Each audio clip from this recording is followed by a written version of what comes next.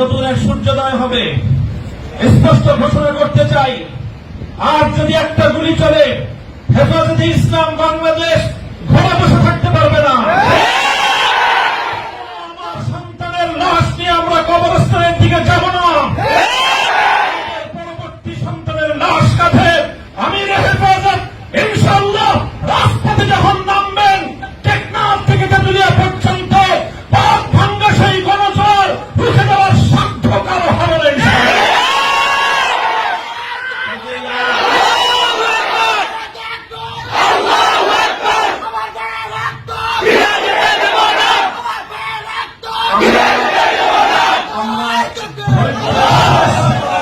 করেছি পরিস্থিতি এভাবে যদি চলতে থাকে, আর যদি আমাদের দেশের জনগণের নিরাপত্তার দায়িত্বে নিয়োজিত আইন শৃঙ্খলা রক্ষাকারী বাহিনী বুলেট যদি আর বন্দুকের নল থেকে আরেকটি বুলেট ছুড়ে, তাহলে বাংলাদেশের পরবর্তী গণ অভ্যুত্থান অবশ্যম্ভাবী হবে।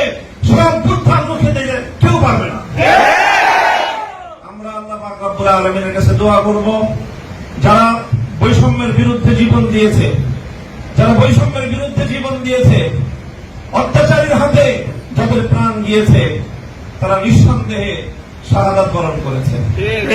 কাজে সেই শহীদদের আত্মার মাগফিরাত শুধু নয়, বরং শহীদদের শাহাদাতের কবুল হওয়ার জন্য আমরা দোয়া করবো আল্লাহর কাছে।